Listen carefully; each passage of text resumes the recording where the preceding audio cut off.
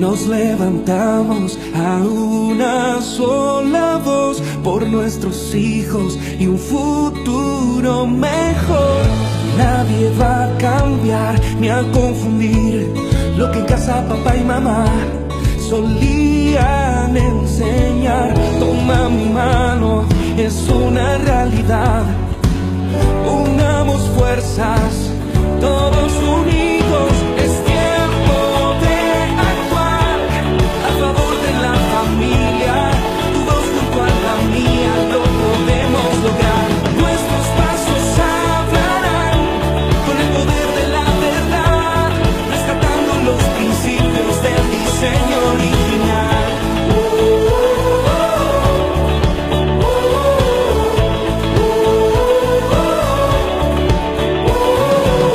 Toma mi mano, es una realidad. Unamos fuerzas, todos unidos. Es tiempo de actuar a favor de la familia. Tu voz junto a la mía, lo podemos lograr.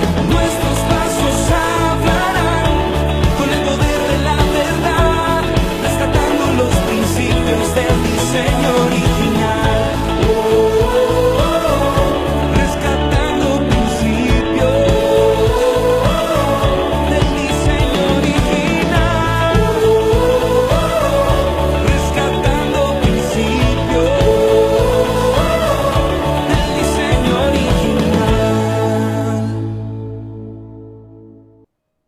¿Qué tal, amigos? Es un gusto saludarles en esta mañana de sábado, el séptimo día, el día que Dios creó, santificó, apartó y bendijo para pasar un tiempo con la humanidad. En esta edición del programa Rescatando los Principios del Diseño Original, vamos a tener un tema muy importante que tiene que ver con los tiempos que estamos viviendo y con tres preguntas importantes que normalmente nos hemos hecho todos en alguna parte de nuestra vida. ¿Cómo será el fin del mundo? ¿Qué señales habrá de ello? ¿Y cuándo sucederá? ¿En qué fecha sucederá esta terminación de esta generación?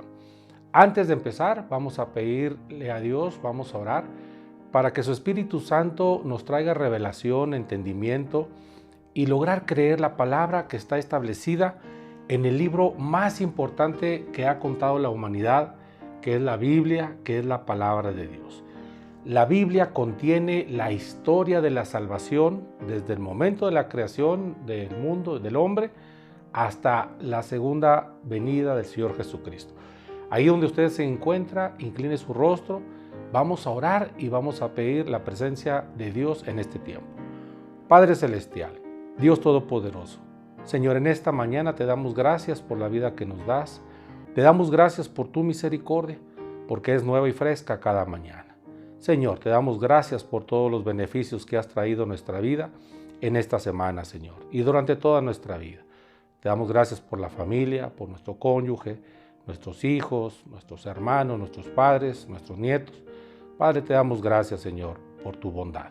Te pedimos, Señor, que tu Espíritu Santo venga en esta mañana, que nos traiga revelación de tu palabra, que nos ayude a creerla, que aumente nuestra fe y sobre todo que caminemos creyendo esta palabra, Señor, en fe, poniéndola en práctica. Que tu Espíritu Santo haga la obra, Señor, y cúbrenos con el poder de la sangre de Cristo. Te lo pedimos, invocando el nombre que es sobre todo nombre, Jesús de Nazaret, tu Hijo amado, el Hijo del Dios viviente. Amén. Amén. Amén, recuerde, significa que así sea, que lo que hemos declarado, que así se realice.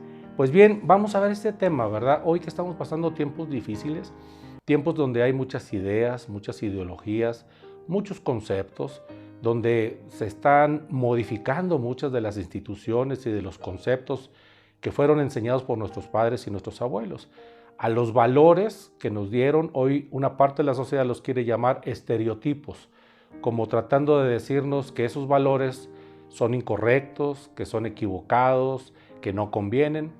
Pero mire, al final de cuentas, cada uno de nosotros vamos a decidir que estos valores sean abrazados y sean llevados a cabo en nuestra vida y que sean enseñados a las siguientes generaciones. La falta de valores en una generación actual, y no me refiero solamente a los niños, a los adolescentes, a los jóvenes, sino también a hombres maduros, adultos mayores inclusive.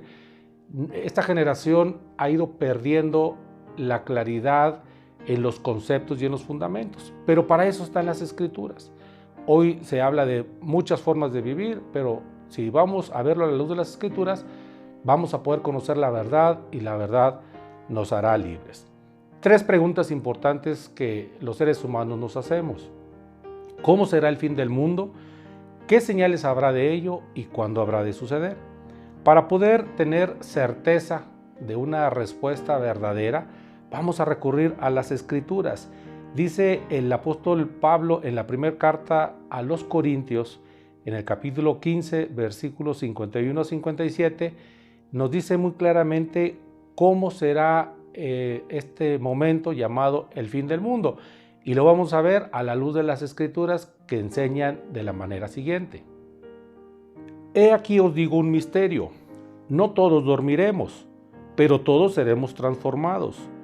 En un momento, en un abrir y cerrar de ojos, a la final trompeta, porque se tocará trompeta, y los muertos serán resucitados incorruptibles, y nosotros seremos transformados.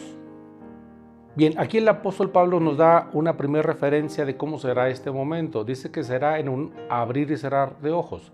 Si usted y yo nos ponemos atención en esto, es como un parpadeo. En los instantes de un parpadeo acontecerá el regreso del Señor Jesucristo. Y luego dice que los muertos resucitarán. ¿Pero qué tipo de muertos? La misma palabra nos enseña en la primera carta a los tesalonicenses, capítulo 4, versos 13 a 18, la manera en cómo van a ser levantados los muertos. Porque una de las bases del cristianismo es que creemos en la resurrección de los muertos. Dice el apóstol Pablo que si alguien no cree en la resurrección de los muertos, estaría admitiendo que Jesucristo no resucitó. Y si Jesucristo no resucitó entre los muertos, entonces sería vana la fe en Cristo Jesús. Uno de los elementos, una de las columnas fundamentales de un cristiano, de alguien que ha decidido creer en el Evangelio, el mensaje de Jesús, es que Dios lo levantó de entre los muertos.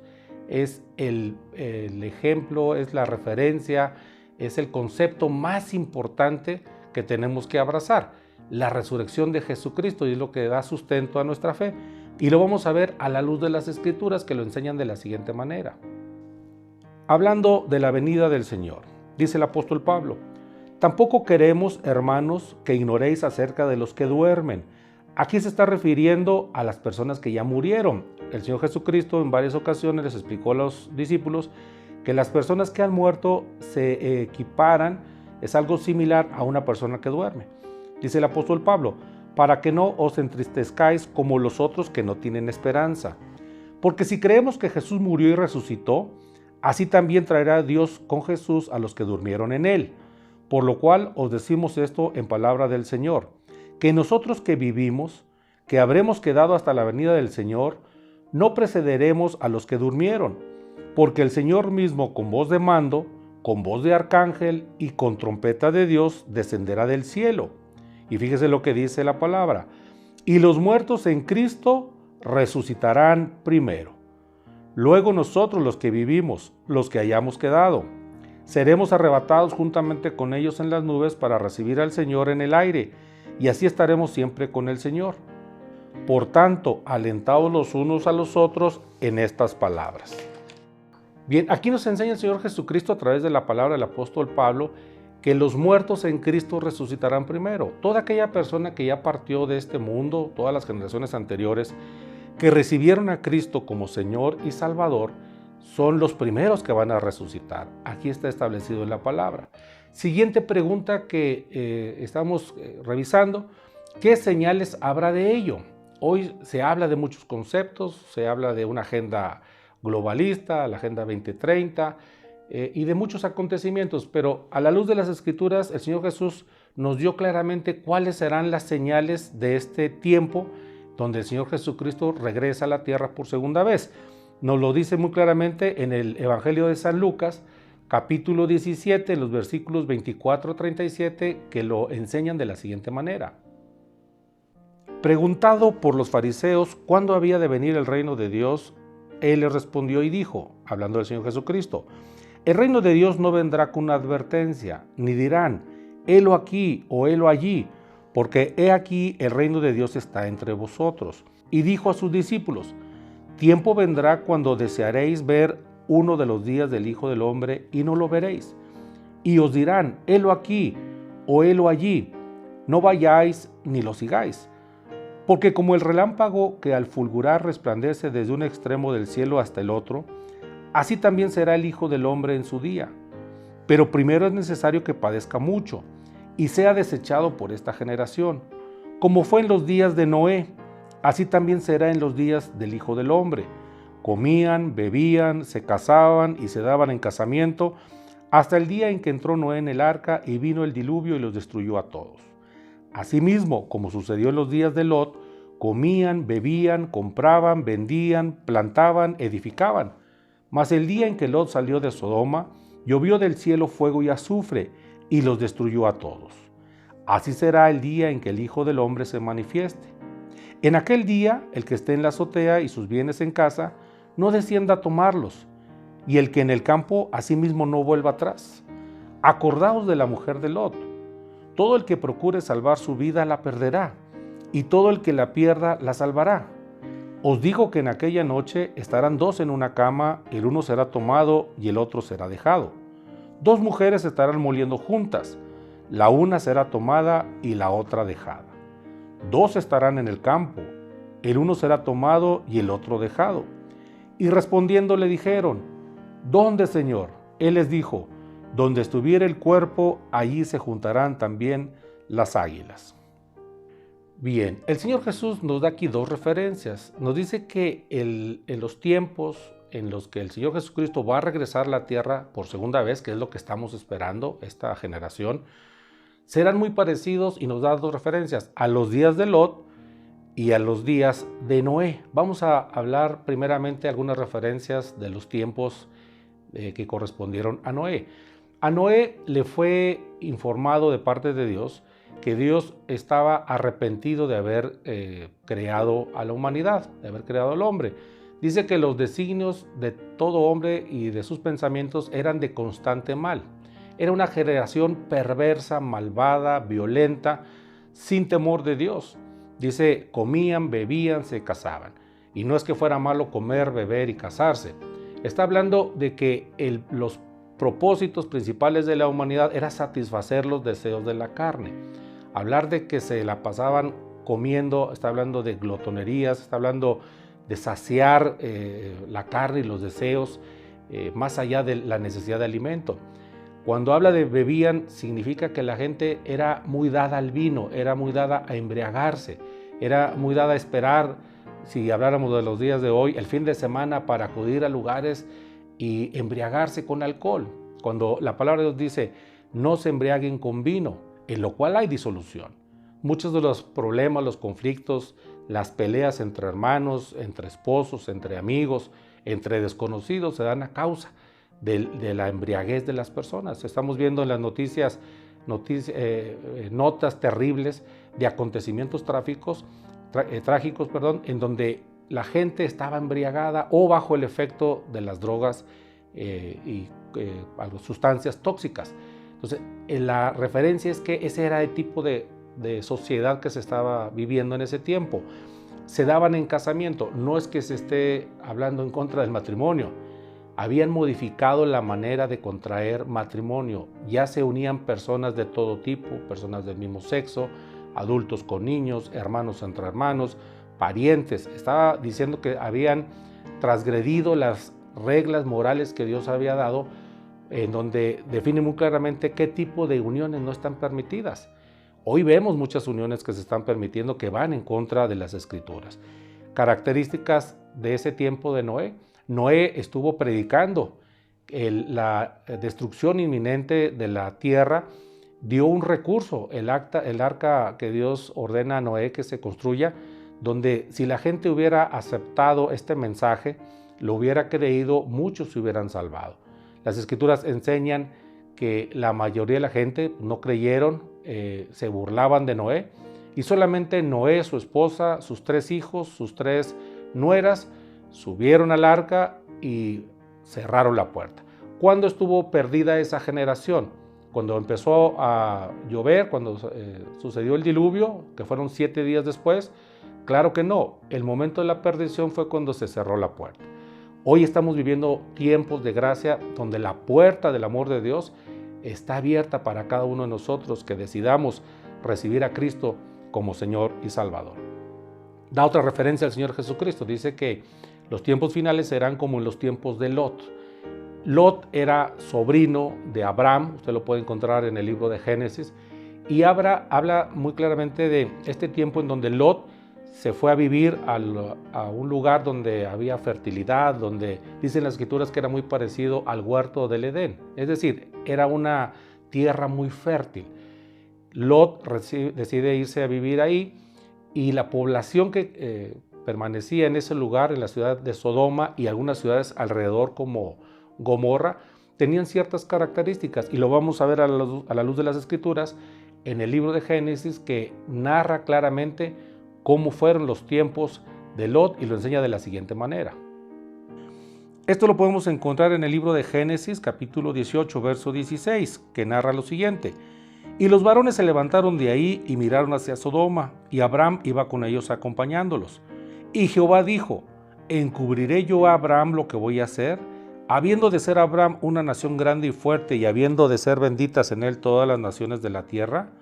Porque yo sé que mandará a sus hijos y a su casa después de sí, que guarden el camino de Jehová, haciendo justicia y juicio, para que haga venir Jehová sobre Abraham lo que ha hablado acerca de él.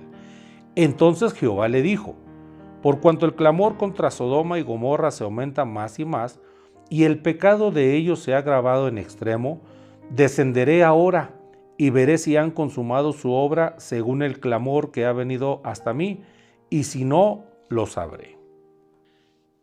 Esta parte de las Escrituras nos enseña el momento en donde Dios le está revelando a Abraham que ha tomado la decisión de destruir Sodoma y los pueblos alrededor, entre ellos Gomorra, debido a la gravedad de sus pecados. Características del pueblo de Sodoma: era un pueblo muy próspero, había una prosperidad económica, era una tierra muy fértil. El problema económico ahí no existía, era una tierra prosperada, un pueblo con mucha riqueza. 2, había gran soberbia, orgullo y altivez. Dice que habían pecado en gran manera en contra de Jehová Dios. Los pecados de orgullo, de soberbia, son los pecados que cometió Lucifer cuando fue expulsado del reino de los cielos. Estos pecados son importantes delante de Dios. Y había una gran perversidad sexual.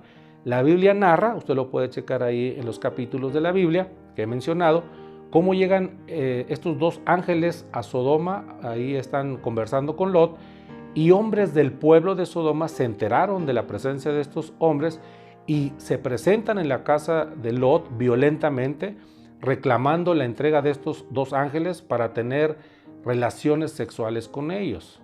Lot les ofrece a sus 2 hijas vírgenes y los hombres contestan que no les interesan las mujeres.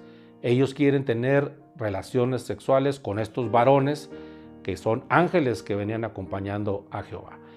Esta perversidad sexual que Sodoma había desarrollado, de ahí la derivante de algunas conductas sexuales como sodomitas, conductas sodomitas, refieren una gran contaminación en los límites que debían prevalecer para la moralidad sexual correcta.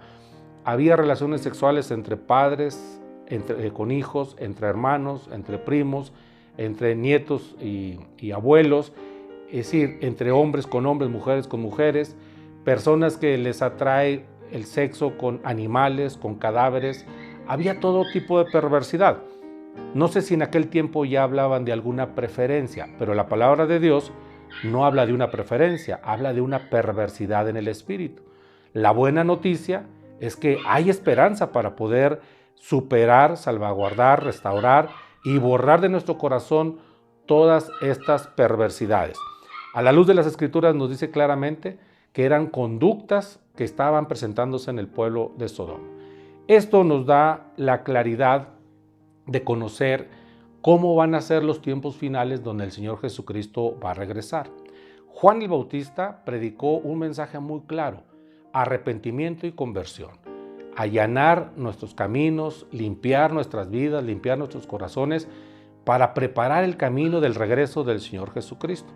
Hoy la Iglesia Cristiana Evangélica, todos los cristianos, tenemos esta misión que es la principal: predicar el mensaje, el evangelio de arrepentimiento y conversión para salvación eterna a través de los méritos del Señor Jesucristo. El Señor Jesucristo nos ha dado el recurso a través de su vida, su sacrificio, su muerte y su resurrección para que podamos alcanzar una vida eterna al lado del Dios de los cielos. Deseamos que este mensaje haya quedado guardado en su corazón. Vamos a tomar unos minutos para poder orar, para pedir que esta palabra quede sellada y que se convierta en una convicción personal de cada uno de nosotros, y busquemos este recurso que Dios ha dado a la humanidad, porque su palabra dice que Jesús vino a buscar y a salvar lo que se había perdido. Ahí donde usted se encuentra, incline su rostro. Vamos a hacer esta oración de todo corazón que se llama oración de arrepentimiento, creyendo totalmente en nuestro corazón que Jesús es nuestro Salvador, nuestro único Señor y suficiente Salvador. Vamos a orar. Padre Celestial, Dios Todopoderoso, Señor, en esta mañana yo he conocido tu palabra, Señor.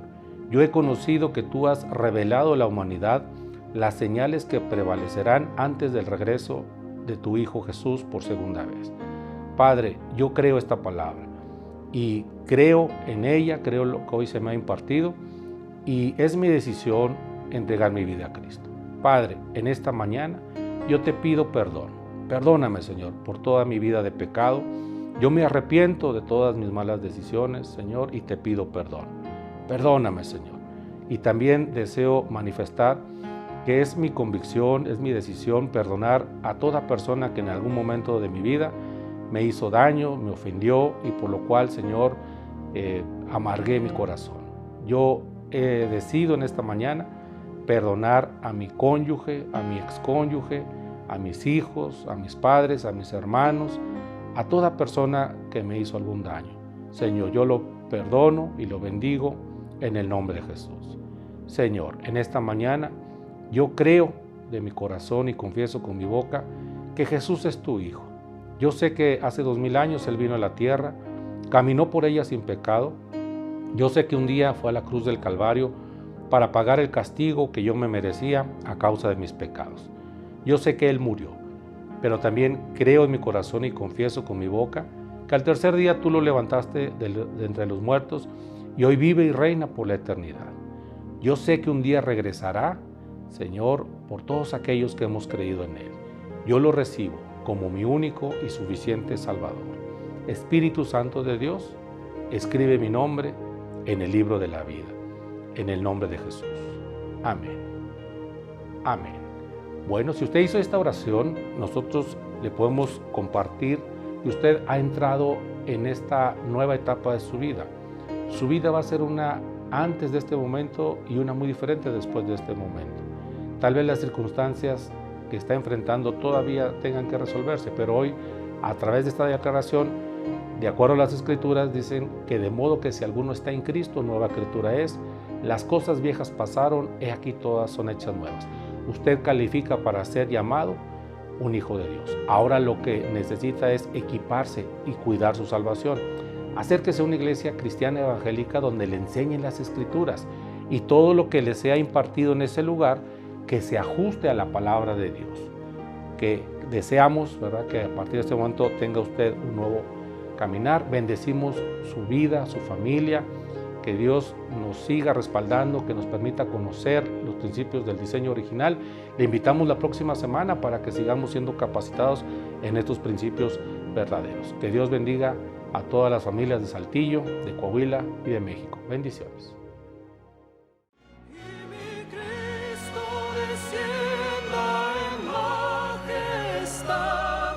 Por los santos Él vendrá, los que duermen se levantarán y en el aire abrazarán cuando aparecerá mi Rey. trompetas mil con él. Oh Señor, venme pronto, te ruego en oración. Vi un rayo de tu gloria y allí estar. Vi un rayo de tu gloria y allí anhelo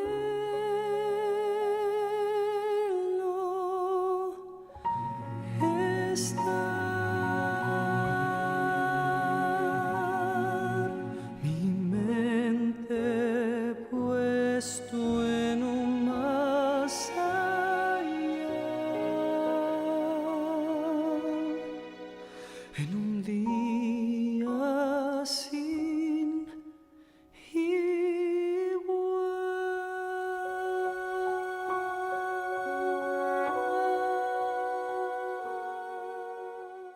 La Biblia dice: mi rey es el rey de los judíos, es el rey de Israel. Él es el rey de la rectitud, es el rey de las edades, es el rey del cielo. Él es el rey de gloria, es el rey de reyes. Él es el Señor de señores. Ese es mi rey. Y me pregunto si tú lo conoces. Mi rey es un rey soberano. Ninguna medida de cantidad puede definir los límites de su amor. Él es perdurablemente fuerte, Él es completamente sincero, Él es eternamente firme, Él es inmortalmente bondadoso, Él es imperialmente poderoso, Él es imparcialmente misericordioso. ¿Tú lo conoces? Él es el más grande fenómeno que jamás ha cruzado el horizonte de este mundo. Él es el Hijo de Dios. Él es el Salvador de los pecadores. Él es la pieza esencial de la civilización.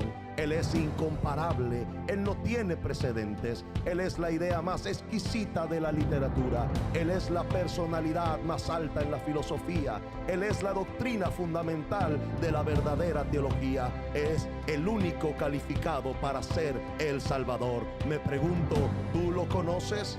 Él da fuerzas al débil, Él se solidariza y Él salva, Él fortalece y sostiene, Él guarda y Él guía, Él sana al enfermo, Él limpia a los leprosos, Él perdona a los pecadores, Él libera a los deudores, Él liberta al cautivo, Él defiende a los débiles, Él bendice al joven y Él sirve al infortunado, Él recompensa a los ancianos, Él recompensa al diligente, Él embellece a los mansos. Me pregunto, ¿tú lo conoces? Él es la llave del conocimiento, Él es la fuente de la sabiduría, Él es la puerta para la liberación, es el camino de la paz, es la vía a la rectitud, Él es la autopista a la santidad, Él es la entrada de la gloria. Pregunto, ¿tú lo conoces? Su vida es inigualable, su bondad no tiene límites, su misericordia es eterna, su amor nunca cambia, su palabra es permanente, su gracia es suficiente, su reinado es justo,